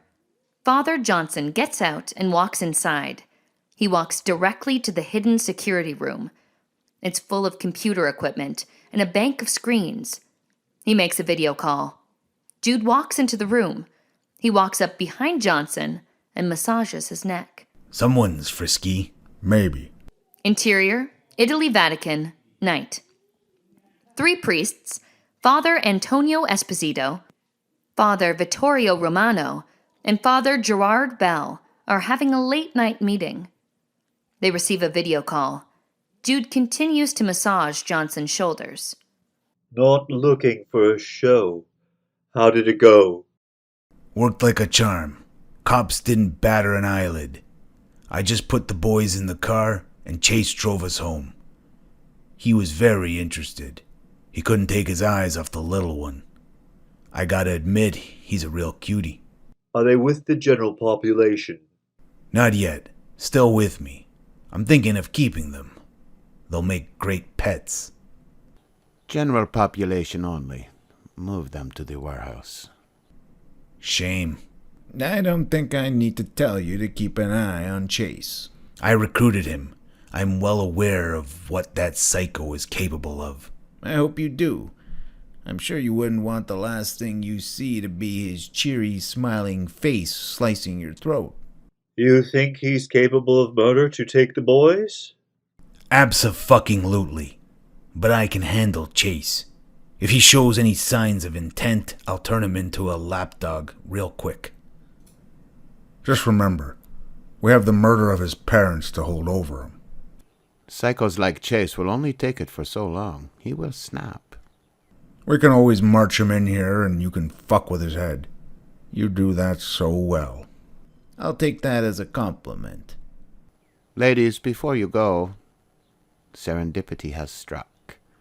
A federal politician has recruited himself. He will be known strictly as John Brown. Chase will find he has met his match. He can take over the operation if necessary. Over my dead body. He has sent a list of his staffing requirements. He has a very good friend, a doctor by the name of Willis. You'll need to get used to his presence. Shane Willis? Yes, that's him. He's not officially part of the team, but we've used him for the occasional medical treatment. I quite like the guy. He has some hidden talents. What type of talents? On second thought, I don't want to know. Good night, girls. The call is terminated. Interior, police station cells. Night. An hour later. A cleaner is mopping the floor. He works his way to the cell containing Fredrickson. Hey, Pete, come here. Fredrickson walks to his cell door. Do I know you? No, but we have a mutual friend. Judy sends his love and has sent you a present to get you through. The cleaner hands him a small bag with a pill in it. What a legend. Thanks. Interior, police cells. Morning. A uniformed cop has arrived to give Fredrickson his breakfast. Fredrickson, wake up. Fredrickson doesn't respond. Fredrickson, wake up. He calls out. We got a problem in here. Turbo runs into the hallway. He unlocks the cell door. The officer places the tray on the floor and follows Turbo in. Turbo grabs Fredrickson's shoulder and rolls him onto his back. His face is blue and his mouth covered in dried mucus. Oh, fuck. He grabs his mobile and calls Dobson. Dobson, Fredrickson's dead. Looks like poison. Exterior, Merriweather Mansion, Pool Cabana. Night. Ian Chase, now in early 20s, known as Iceman, is having a joint with Judge Jude. Ian is beefed up with a very muscular body. He has become the mountain of a man his father was. You seem more tense than usual. He won't let me have those two boys. He says he's keeping them for himself. They're mine. His childhood tics are clear as he touches his palm to his head. They are for everyone to share. You know that. Tell him that. I'm going to take them anyway, so it might be best if he hands them over. He forgets I know where the bodies are buried because I buried the fucking things myself. No can do. Last time someone said no to me, I filled him full of coke and raped his fat arse and then beat his head in with a rock. Dial it back, my psychotic friend. Iceman smacks his head. I'll just hang around the house and look for a way in. You're not listening. If anything happens to him or those boys, I'll have you in Silverwater so fast your head will spin right fucking off. I'll make sure you get the biggest, meanest cellmate money can buy. He grabs Ian by the hair and pulls his face to him.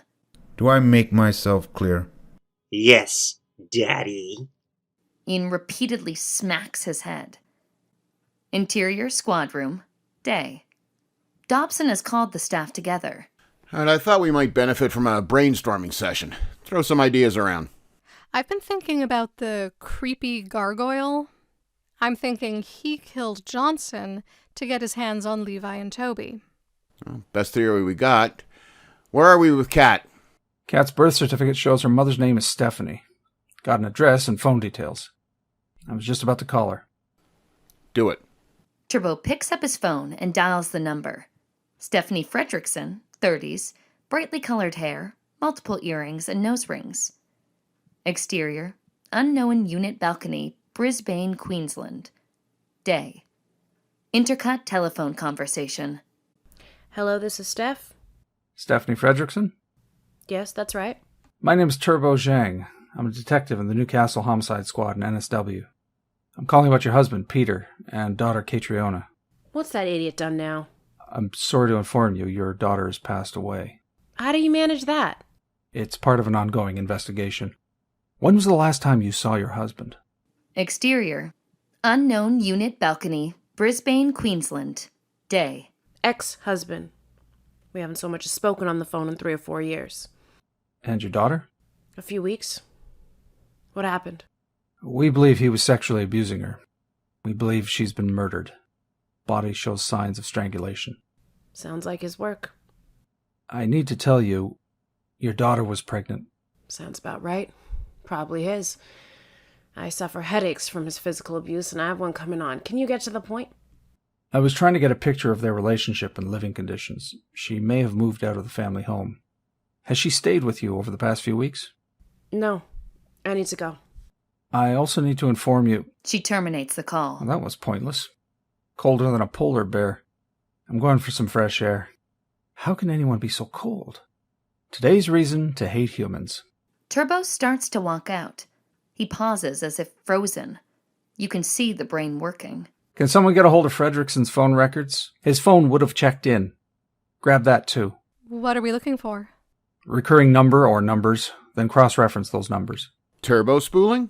Fredrickson might have been being a dick, but if there's any truth in it, we might be able to make the connection between the two murders. I'll email the phone company. Please don't make me wait. Shit.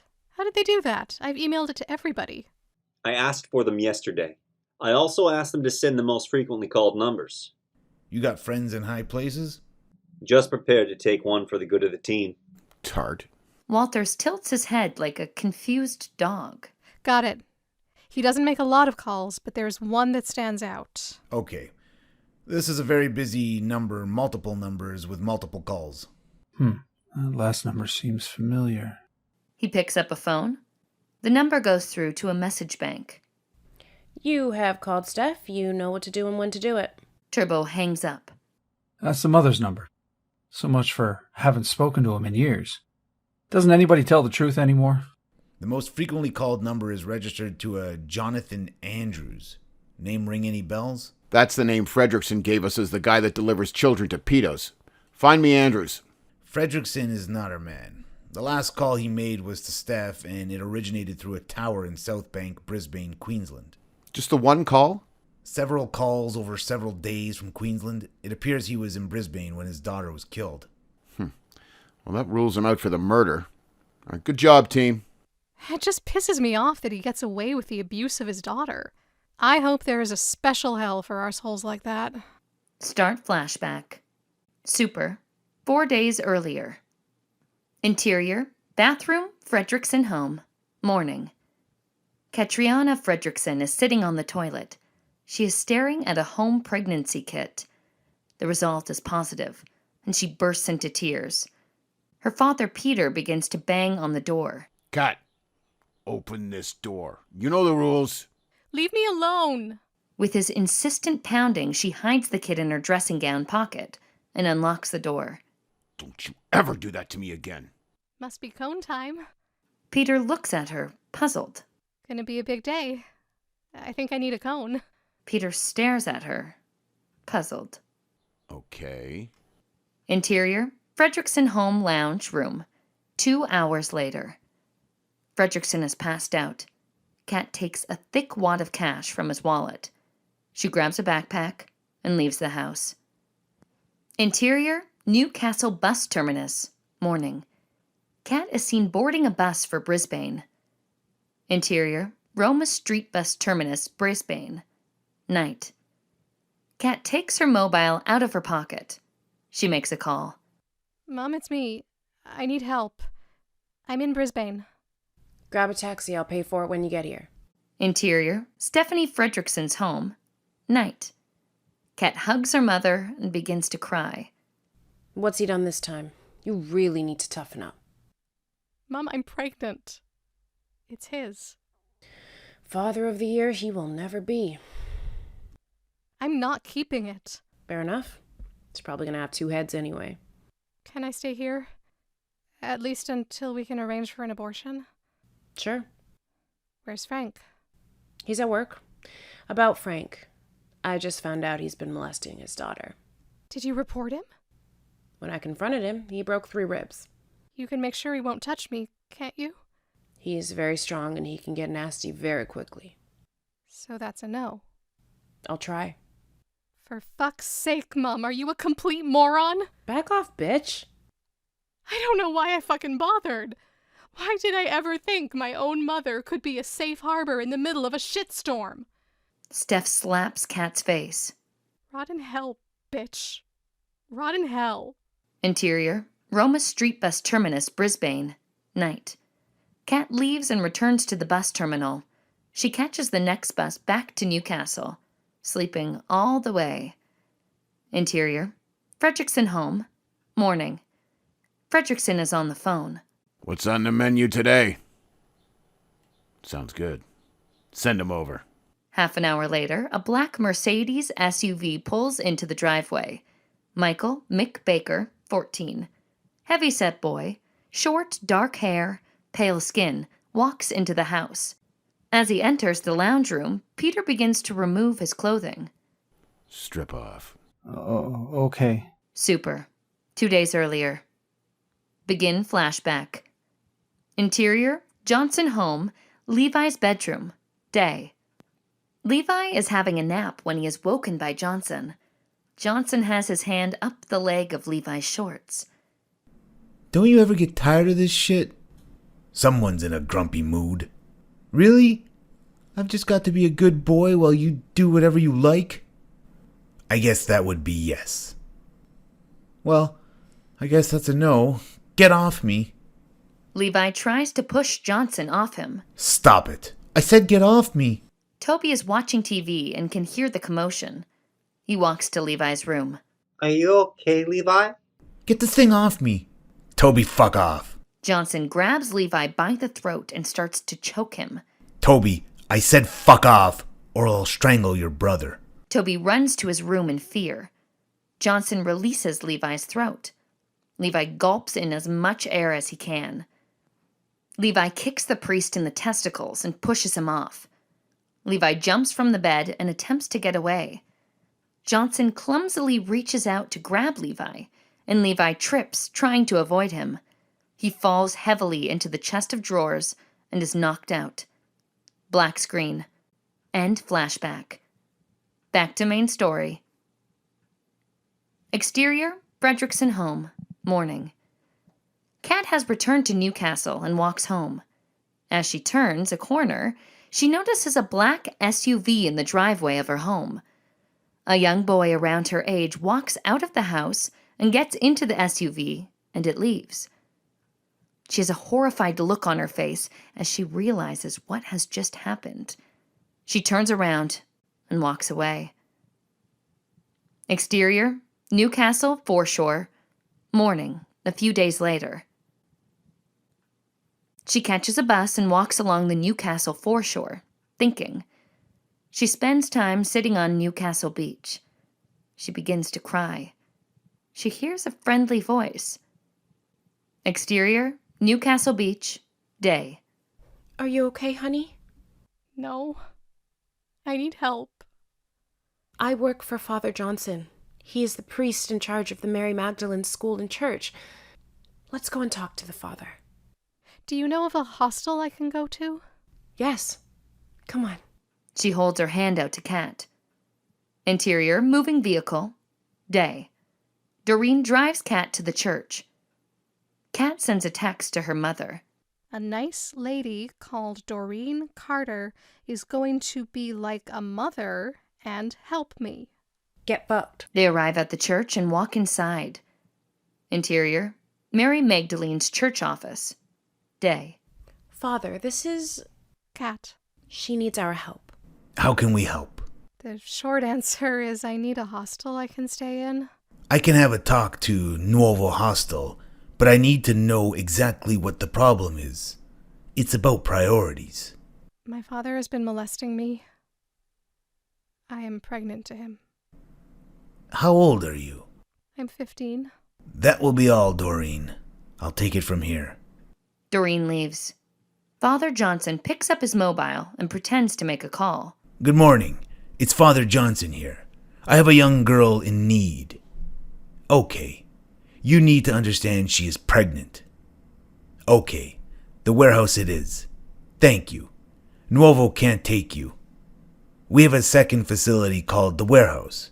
Security is second to none, and it even has games room with those game thingies. PlayStations? Xboxes? Yeah, all of them. Sounds nice. Let's go. Interior moving vehicle. Day. He drives her to the warehouse and introduces her to the receptionist. Interior. Warehouse reception. Day. Receptionist, this is Kat. She's stuck in a bind and will stay with us for a short while. She's pregnant. The baby is her father's. Nuovo is going to arrange an abortion. Oh, you poor little thing. I'll look after you. Let's go upstairs and I'll show you to your room. Thank you, Father. Johnson leaves. Interior, warehouse, upstairs hall. Day. Receptionist takes Kat upstairs. She shows her to a room and shows her where the showers and toilets are. Do you mind if I have a sleep? Sure, honey. When you wake up, come downstairs and I'll introduce you to the other kids and the fire pit. Sounds nice. Thanks. Interior, Johnson's car. Day. Johnson sits in his car and makes a call. Tell him we got a live one for him. You know how he gets off on pregnant women. Tell him there's a 15-year-old here he might like. Agreed. It's a fucking pervert. Interior, Newcastle Police Station, squad room. Day. Okay, thank you. Hill hangs up the phone and walks to the board. Can I have everyone's attention, please? I just took a phone call from Steph Fredrickson, Kat's mother. Apparently, she now remembers her ex-husband calling her in Brisbane, panicking that he couldn't find Kat. She claims that Peter then traveled to Brisbane to help with the search. Someone had a big week on the drugs. After a few days of talking to friends, visiting her favorite spots, she received a text message to say Kat was back in Newey.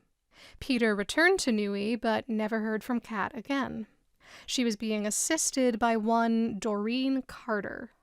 Well, shit. Let's have a talk to the always 100% honest assistant. I'll go out. She might be more forthcoming talking to a female cop. I'll see if you can connect Johnson directly to Kat. On it. Dobson and Turbo have a follow-up visit with Fisher. Interior, Fisher home. Day.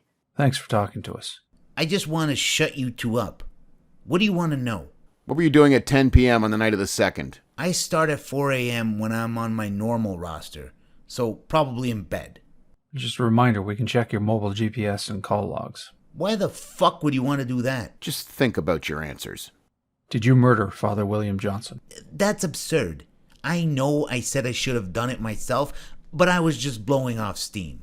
Well, according to your mobile records, you had several phone calls with Johnson. We had to discuss the terms of the payout on the job. Payout? What job? Shit, the bishop has friends in the mining industry. He arranged the job in the mines for me. I signed the non-disclosure agreement. My son has not spoken to me in 3 months because I signed it. All right, just to clarify, you were paid compensation? Please keep that to yourselves. Sounds like you did rather well out of it all. However, I don't think you realize the danger you have put yourself and your family into. It sounds bad, I know, but I took what was on offer.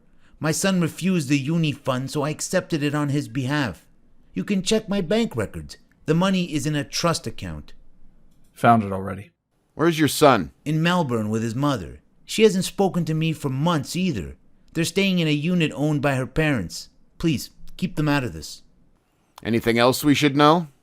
That assistant of his, Doreen Carter, isn't as innocent or the Disney character she presents to be. They call her the Shredder behind her back. What? Minnie Mouse? All I'm gonna say is, don't corner her. She will come out swinging, and she's one mean little mofo. Exterior, Doreen Carter's home. Day, same time. Hill and Walters pull up outside Doreen Carter's home. They climb out of the car. Doreen opens her front door and walks out onto her front porch. Oh, good morning. What can I do for you? Detectives Hill and Walters, we are investigating another case, and your name has come up in the process. My name? We are investigating something involving a young girl called Katrina Fredrickson. She goes by the name of Kat. Do you remember her? We are investigating something involving a young girl called Katriona Fredrickson. She goes by the name of Kat. Do you remember her? I don't think so. Her mother is distraught. We find her daughter. Kat sent her mother a text message that you were helping her out. How old is she? 15. As I said, the mother is distraught. We believe she may have been pregnant. We need to locate her. I was on Newcastle Beach one afternoon and came across a young girl crying. Can you describe her for me? About 15, small build with olive skin, the biggest dark brown eyes I've ever seen. Hill takes a photo out of her folder. She hands it to Doreen. That's her. What happened then? I contacted Father Johnson and I took her to him. He was going to take her to the Nuovo hostel. Do you know for a fact that he did? Well, no, but I trust that he did. Thank you. I'll contact Nuovo. Her mother will be pleased. Hill and Walters return to the car. Interior, Fisher home. Day, same time. Dobson's phone rings. Okay. Bullshit. We are here now. Proof? Turbo receives a text message. He reads it. Stephen Fisher, I am arresting you on suspicion of soliciting murder. You are not obliged to say or do anything unless you wish to do so. But whatever you say or do may be used in evidence. Do you understand? Interior, police vehicle. Day. I'll ring Nuovo. Jenny searches the number. She picks up the phone. She hangs it up. Gav, let's get in their faces. Go directly there. It's 428 Hunter Street, Newey West. Interior, Nuovo hostel. Afternoon. They show the receptionist their IDs. We are tracing a young girl, Katrina Fredrickson. Let me have a look. I can't see anything here. How long ago was it? Just in the recent weeks, maybe 2 weeks. No, nothing. She would have been brought in by Father Johnson from Mary Magdalena's. Nasty business, that. But Father Johnson hasn't been anywhere near here for months. Let me check. He collected a young girl called Morgan Gentry, but I can't tell you anything else. Thank you for your time. Interior, Newcastle Police Station interview room. Day. Dobson and Turbo continue their interview with Fisher. You better start talking. There's a tap on the glass. Excuse me. Turbo opens the door. A uniform hands him a thick file. Legal representation is on the way. There's a knock on the door, and Turbo lets Judge Jude into the room. He says nothing. Let's not fuck around. Yes, I tried to hire a killer for Johnson. However, your records will show that I never paid her. Someone beat her to it. Jude stops him talking. We will wait in the foyer while you arrange bail. You can advise me of the court date when it's set. Jude and Fisher stand up to leave. Turbo stands between them and the door. Move, detective. Stand aside, detective. Jude and Fisher leave. Turbo bangs the desk. Damn it! Interior, Newcastle Police Station, afternoon. Hill and Walters walk into the squad room. Ah, Bonnie and Clyde. How did it go? R2-D2 and C3PO, thank you. Speak for yourself. Interior, Newcastle Police Station, later. Let's see if we can locate Morgan Gentry. Theories? I still like the creepy gargoyle. Maybe he's bi. Wanted the two boys as well as the young girl. As creepy as this sounds, it gives him options. Blech. I feel like I want to wash my mouth out. So he kills the priest, gets the boys, but why does Kat turn up dead? Collateral damage? Maybe that's as close as we get. What? We know there's a connection to Johnson, but maybe it's casual rather than part of the same incident. I'll buy that. Bear with me. Johnson, dead. Cat, dead. Cat's father dead, but claimed there was a child prostitution racket. We can't prove that at this stage, but it is a possibility. I put this on you. Peter Fredrickson, Father Johnson, and Creepy Gargoyle, all part of this pedo ring. Levi, Toby, and Kat, and this Morgan Gentry are the kids that are being abused. These are the kids that they deliver. I'd guess there's more kids. Johnson's murder and Kat's murder were a result of infighting, or as Turbo put it, collateral damage. You know what? I'd buy every word you just said. Walters has a big smile on his face. Phil? Agreed. Creepy Gargoyle can't be doing this on his own. There's got to be more people involved. Have we checked Johnson's phone records? I'll check, but I think we picked them up when we were checking Fredrickson out. All right, divide it up and have a second look. Start on Johnson's end and work back the other way. Make sure we didn't miss anything. Begin flashback. Super, early 2017. Interior, Johnson's lounge room. Night. Johnson is sitting on a chair by the fire with Toby in his lap. Toby is cuddling a teddy bear. Toby listens to the crackling of the wood burning in the fireplace.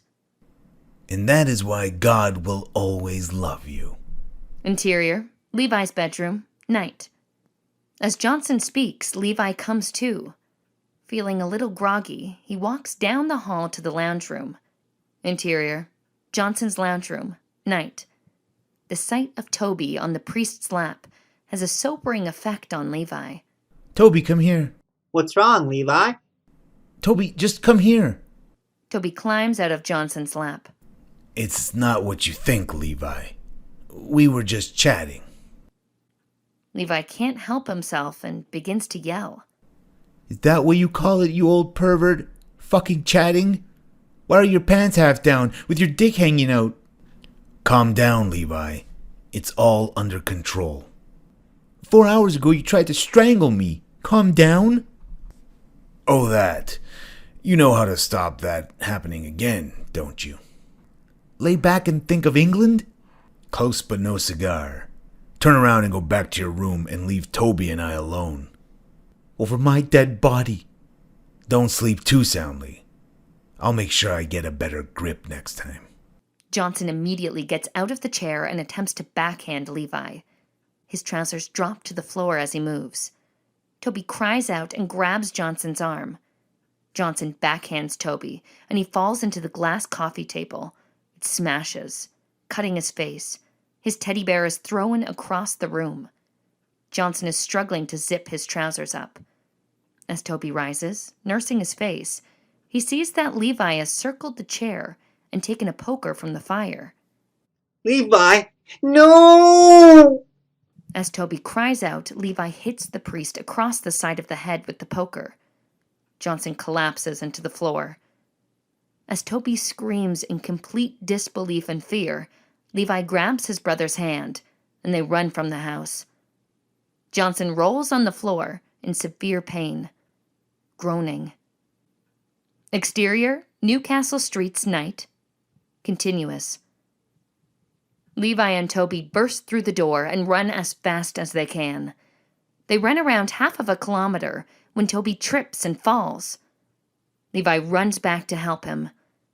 A black Mercedes starts his engine and follows the boy without turning his lights on. Levi, what are we gonna do? I don't know, but we can't go back there. I want Mama. Levi cuddles his brother. Toby, I know. I want Mama too. We'll sort it out. It starts to rain, so they hide in a bus shelter. Interior, unknown bus shelter, night. I want to go home to live with Annie Dawn. One thing at a time. I'll try to sort things out for us, but I'll need time. The black Mercedes sedan pulls up to the bus stop. He turns on his hazard lights. Iceman gets out of the car. What are we going to do tonight? Please, little bro, let me think. Are you boys lost? Sort of. Maybe I can help out for tonight. I'll sort it. Thank you for the offer, though. How old is the little guy? I'm 8. I get it. You're in a jam, but you're trying to look after the little bro, as you call him. I've got it sorted. We'll be fine.